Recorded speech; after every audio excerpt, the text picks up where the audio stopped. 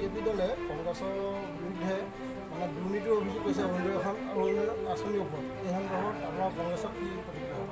এইটো সম্পূৰ্ণ ভিত্তিহীন কথা আৰু নাজিৰা সমষ্টিত কংগ্ৰেছৰ উত্থানত বঞ্চিত হৈছে আচলতে মানে কৰ্মকৰ্তাসকল। গতিকে বিভিন্ন সময়ত তেওঁলোকে আমাৰ বিধায়কজনক আৰু আমাৰ দলীয় দলক তেওঁলোকে নাজিৰা সমষ্টিত সমালোচনা কৰি থকা দেখা গৈছে। আৰু এইটো খুব স্পষ্ট কথা, আমাৰ দলীয় কোনো কৰ্মী এনে ধৰণৰ দুষ্কাৰ্যৰ লগত জড়িত নহয়। আৰু তেওঁলোকে যি অভিযোগ কৰিছে যে তেওঁলোকে পইচা সংগ্ৰহ কৰিছে বা কিবা কৰিছে, 40,000 ফৰ্ম দিছে, এইটো সম্পূৰ্ণ ভিত্তিহীন। আৰু ইয়াত কোনো কথাত কোনো অভিযোগৰ কোনো ভিত্তি নাই। আৰু এই কথাত আমি নাজিৰা ব্লক কমিটিয়ে অৰিহণা দিছোঁ।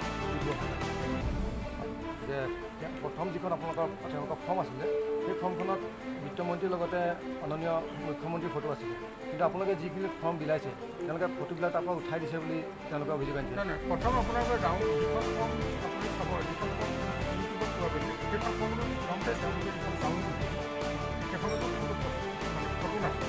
আমাৰ ফটোবিলাক কি হৈছে, সেই ফটোখনত সেই ফৰ্মখনকে আমি ডাউনলোড কৰিছোঁ।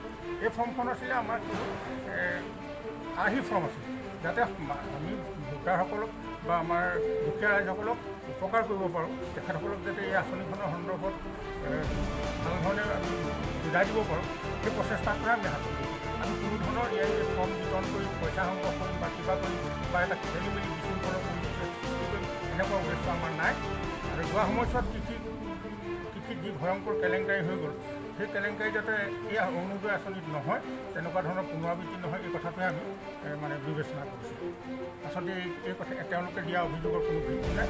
আচলতে প্ৰকৃততে নাজিৰাত কংগ্ৰেছ দলৰ উত্থানত তেওঁলোক বঞ্চিত হৈ বিভিন্ন সময়ত তেওঁলোকে কংগ্ৰেছৰ হৈ বিৰোধিতা কৰি থাকে আৰু আমাৰ বিধায়কজনক উচ্চাৰণ কৰিব বিচাৰে।